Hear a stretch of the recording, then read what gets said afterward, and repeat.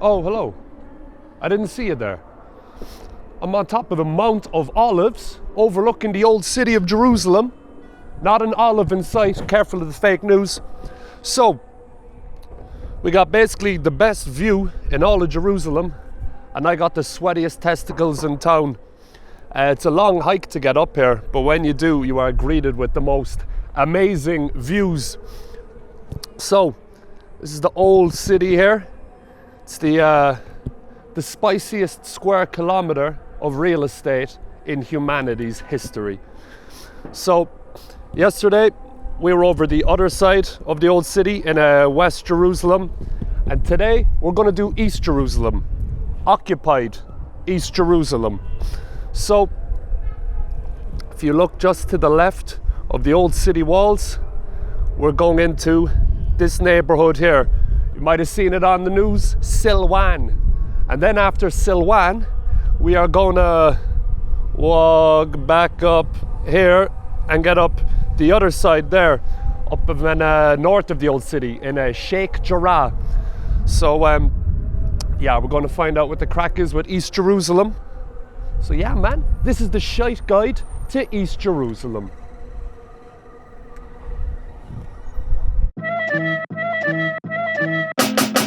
The Holy Land, scene of the world's most intractable geopolitical clusterfuck, a battleground that haunts our collective subconscious, populated by regular people trying to get by. Torn apart by walls of concrete, steel, fear and paranoia, it's also home to some of the most amazing sights and humans on our planet. So let's go for a stroll. It's the shite guide to the Holy Land. Israel, Palestine, Israel, Palestine. It's the shite guide to the Holy Land. Israel, Palestine, Israel, Palestine. It's the shite guide to the Holy Land. 4867, is it hell, is it heaven? It's the shite guide to the Holy Land. Shite guide to the Holy Land.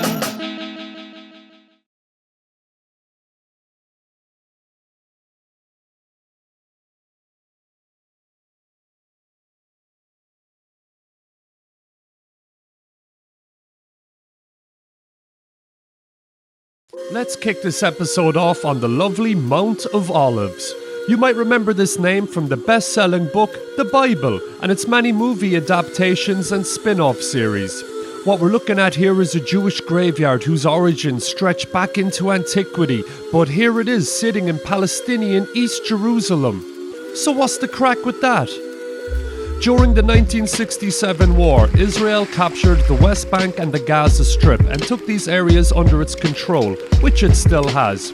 While it didn't formally annex these areas, as it would have made the Palestinians their citizens with equal rights, in 1980 Israel passed the Jerusalem Law, formalizing the annexation of the entire city, including East Jerusalem. The UN instantly followed this up by declaring the annexation null and void. This has left the Palestinians at this side of the wall in a Kafkaesque situation where 400,000 have permanent resident status and 95% have no citizenship, meaning they're completely stateless. It would be somewhat of an understatement to say this has caused some problems. So the last episode in West Jerusalem began with the Sinn Féin rabbi, a rabbi in the Ra. Well, this episode in East Jerusalem is going to start with another Ra man. R.A. McAllister, or Ramak, was an Irish archaeologist who I've spoken about before in another episode when we visited the megalithic mountaintop grave of Sheikh Jarrah, where the legendary Fionn McCool of Irish mythology was buried. Well, he's back, and he's caused a little bit of trouble in East Jerusalem.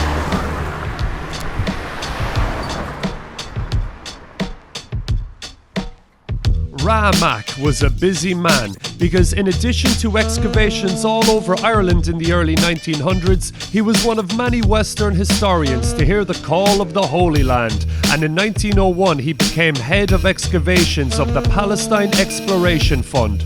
And it was here, just south of the Jerusalem walls, that he made his name, kicking off a century of digging in this location. He could never have known that the archaeological digs in this area would morph into an extension of a military occupation being used to kick locals off their lands. In the 19th century, Jerusalem became ground zero for worldwide archaeologists and grave robbers to come and hunt for riches and adventures. But now it is being used for the building of a national narrative and the eviction of those who do not fit in the future plans. I cannot stress this enough, it's a clusterfuck. Random old fellas in the street with machine guns aren't the only weapons in Jerusalem. In this town, even archaeology is weaponized. And one of the victims is the neighbourhood of Silwan. So we're going to have a peep around and see what the crack is, I guess.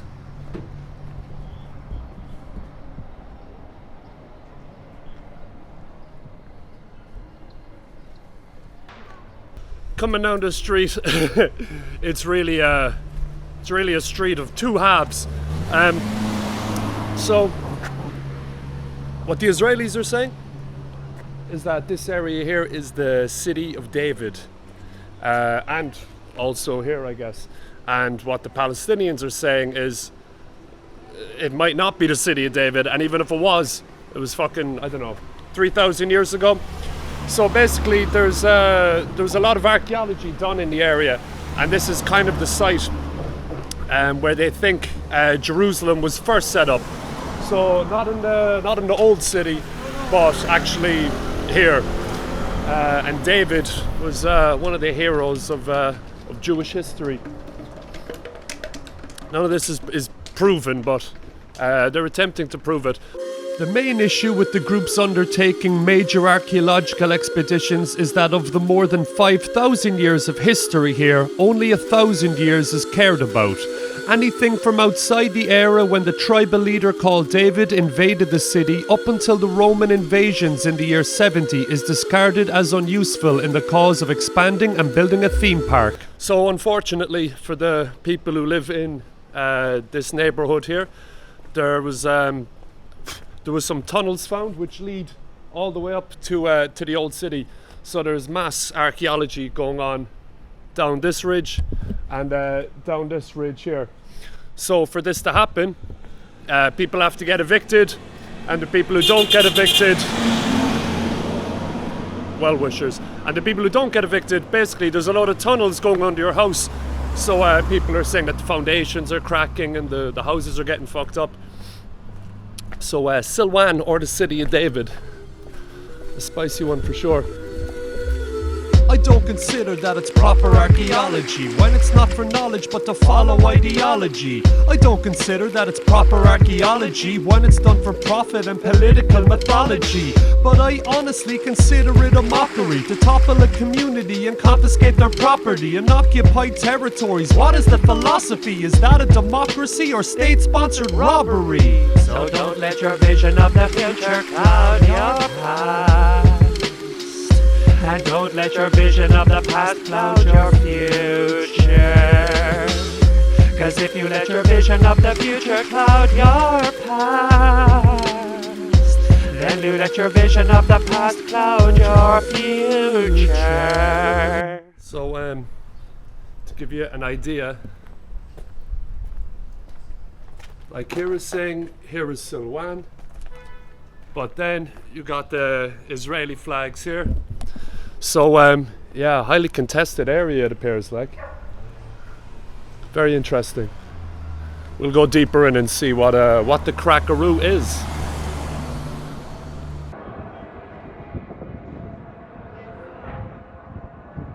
So another cool aspect of the neighbourhood, there was to kind of make the area look a bit nicer, because obviously East Jerusalem does not get the same amount of money as West Jerusalem, because it's mainly Palestinians here. Just obvious stuff. But if you look, you're going to have to look, because I'm going to fucking turn the camera. Across the way here, there's well, the camera won't fucking. There's all these eyes. There's lots of artwork on the walls over there. So basically, it's there was an art project called Eyewitness, where they have all these faces on the houses overlooking what the locals consider a straight up land grab. So maybe we'll go over there and have a peeperoo.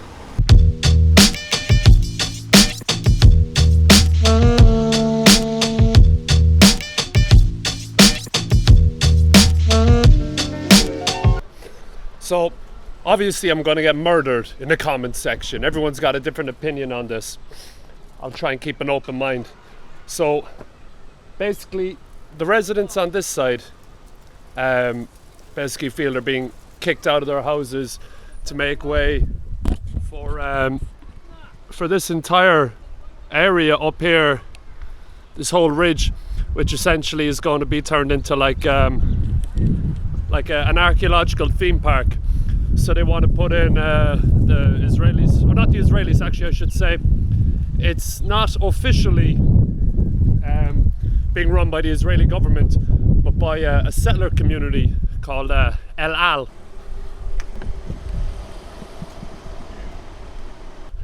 A kind of religious nationalist situation. Dodgy boys, it appears to me. When you get nationalism and religion together, it's generally not good. So it's basically it's a settlement in the heart of an East Jerusalem neighbourhood. There's no getting away from that.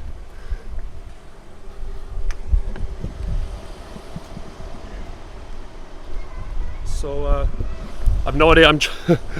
I'm trying to get up into here. I might have to change my jocks halfway because it's a sweaty spaghetti day.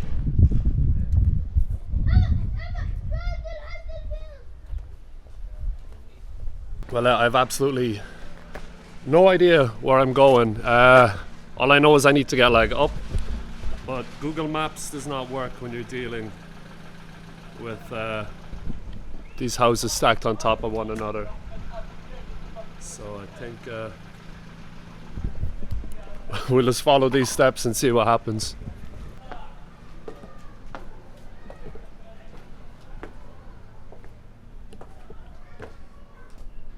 A few things to keep in mind why this area may not look as nice as Western Jerusalem. It gets way less funding from the government.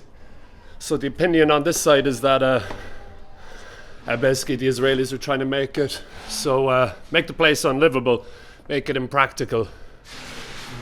People have to keep building randomly. They don't get permits to build new buildings, so it's kind of a hodgepodge of an area.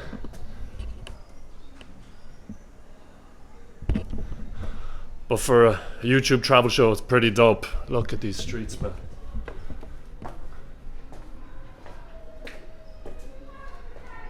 I want to be careful. I have no idea if these steps lead into people's houses.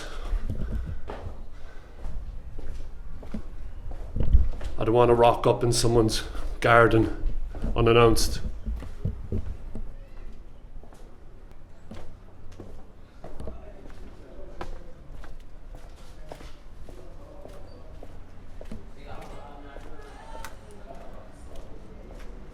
Let's try this way.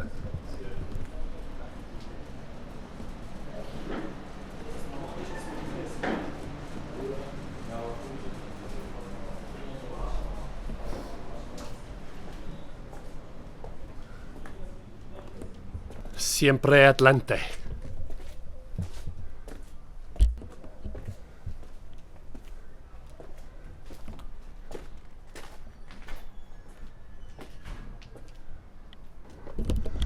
The sweatiest of spaghetti, man. Holy fuck.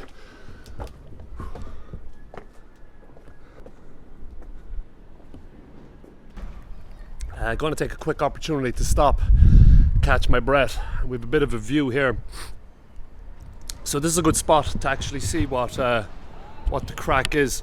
So this whole area here is basically an archaeological site where there is obviously no doubt there was a town or whatever here before. So it goes from here, and then there's been stuff found all the way up, and that's the Al-Aqsa Mosque. So no doubt there's like a 3,000-year-old town there. The settlers are saying it's the city of David. and therefore it's worth excavating. But the moral issue is, should you be excavating it when there's people living there for thousands of years? So this is the moral quandary that's happening here. So on one side, you have the entirety of the international community who believe it is illegal and immoral, and on the other hand, you've got the people doing it who think it's grand. So hard to pick sides, but yeah, spicy situation of that, there is no doubt. Right, I've been talking some shit, can catch my breath. Let's continue the climb. I think it looks like there's a little walkway there. Let's go. A land rent by a century of massacres, savages on podiums with odious vernacular. The wind carries rumors of tear gas and lavender. I opened my window and I choked on the smoke from the canisters. Distant gunshots, we know the caliber. Just another know-nothing day on the calendar. Military order 92 stole the aquifers, but I refuse to be reduced to a scavenger. No hope for you, Paddy. Are you going to the rally? Are you rowing in the galley? They told me it's the vote or the bally, from the Silwan alleys to the Kidron Valley. My soul unravels, stone turns to gravel. My homeland is not a suitcase and I am no traveller. My house rattles, the sound of the battle. My homeland is not a suitcase and I am no traveller.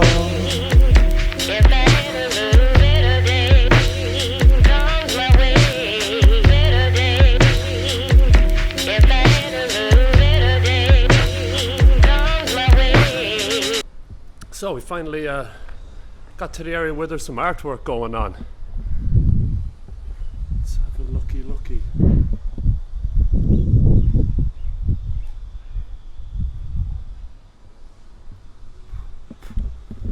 So basically this art initiative is called Eyewitness, and you've got these eyes adorning, I think it's 150 so far, 150 buildings, and all the eyes are looking out over the contested area, the city of David, other bit of Silwan, and it's just to show that they can see what's happening here. The people know what they're doing.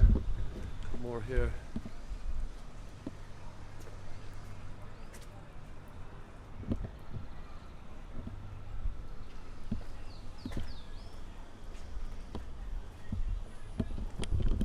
Pretty dope.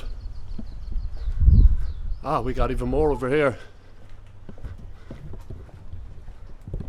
So because my zoom is unbelievably shit, you couldn't see them for where I was. But when you're over the other side of the Kidron Valley, all these eyes are watching. Another one up there under the Palestinian flag. You do not want to be flying one of those flags over the other side of town, I'll tell you that much.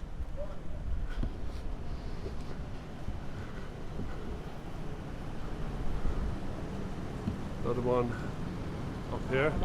Go have a peep.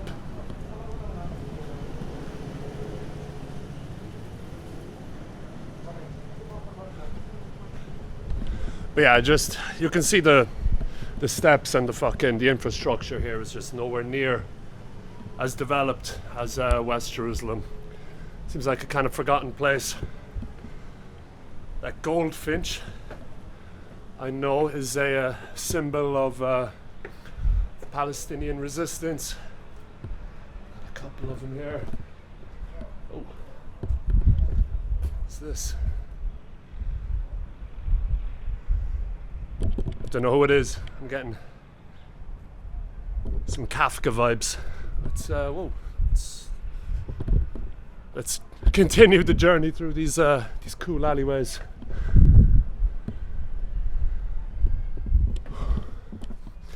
It's a real favela kind of vibe, man.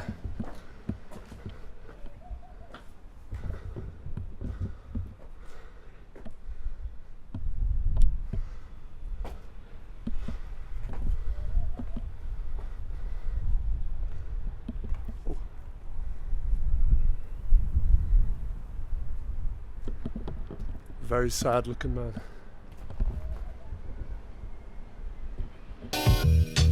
Symbols in this land are a veritable imbroglio of tangled concepts and double meanings, both hidden and open. It was always forbidden for Palestinians to fly their national flag, but in early 2023, the hyper-far-right government outright banned the flying of the national flag, even here in East Jerusalem, recognised worldwide as an integral territory of Palestine. The repression has led to symbols such as the goldfinch, the watermelon and others being used as surrogates to bypass the Israeli state laws, and they have now found their way into mainstream culture as symbols of resistance. Hopefully the time is soon coming when nobody anywhere on this planet has to hide their nationality.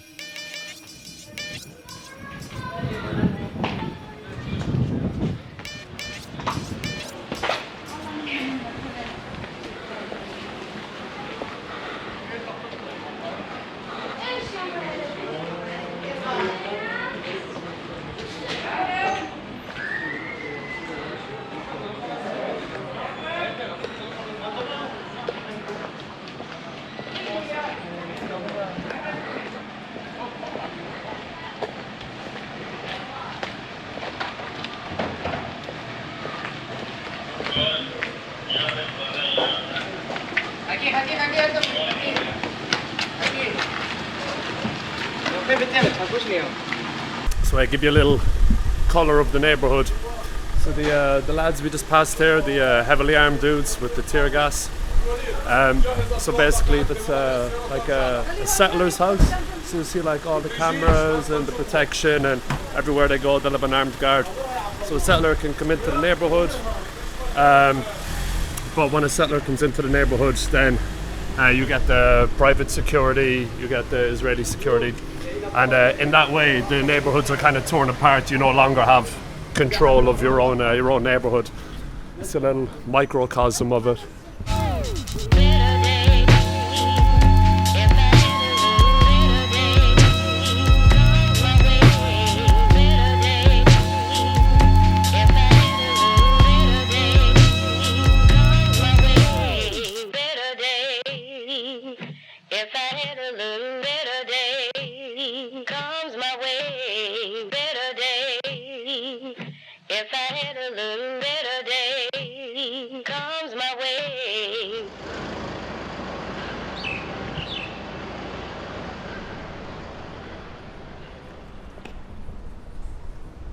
So just came through the old city there from Silwan. So to get to the next spot in East Jerusalem, Sheikh Jarrah, it is a 30-minute walk and not a lot of shade to be found. So hopefully I don't fucking evaporate before I get there. Sheikh Jarrah is another troubled neighbourhood to the north of the old city in East Jerusalem. Another microcosm of the Israel-Palestine clusterfuck is playing out here, with evictions, protests and police brutality a regular occurrence in the neighbourhood. And once you get up here, you'll pretty soon find paranoia lingers in the air. Sheikh Jarrah became a worldwide known area, particularly a couple of years ago, when a video went viral of an American guy taking over the home owned by a Palestinian family. Everybody remembers that video of the dude from Brooklyn telling the female owner of the house, "If I don't steal it, somebody else will." But like, situations like that occur here regularly in this neighbourhood. But due to the importance of every square inch in this city, these actions and interactions make world headlines. Again, it's a tale of two narratives, with those on the Israeli side calling it a simple real estate dispute, while human rights organisations and those on the Palestinian side call it forced displacement. The UN also considers this neighbourhood to be in East Jerusalem and thus in Palestine, and thus considers the forced evictions as a war crime. In short, it's a fucking disaster. With both Israel and Palestine both claiming Jerusalem as their capital, neighbourhoods like this here are amongst the biggest obstacles to ever finding peace and justice. So I've been mooching around Sheikh Jarrah now for the last hour or so. Honestly can't can't really find any of the kind of the tense points. The whole place is kind of tense, but it's not so easy to see the differences between the sides as it was in Silwan. So to the left of me here, there's a tomb of an old Jewish preacher or whatever, not too sure. So basically it's kind of in the middle of a Palestinian neighbourhood, and there's kind of slow evictions happening. Now I don't actually know where the place is. There's a tense vibe about the place, a lot of cameras and stuff, but not a whole lot of people around to ask. But yeah, man, I'm not going to film the people praying. I think that's might be a bit lame. But yeah, this whole kind of area here, and as more, like, you know, more archaeology is uncovered, then more reasons for houses to get taken out of the way.